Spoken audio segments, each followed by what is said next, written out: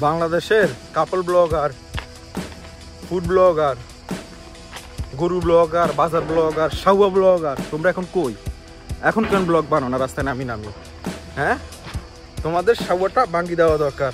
শালার পুত্রা, দুনিয়ার মানবতা তোমাদের আয়ের গরুর মাংসের কেজি 581 টাকা, এটা হলে ব্লগ করতে করতে পুরো দেশ ফাটিয়ে ফেলাইছে।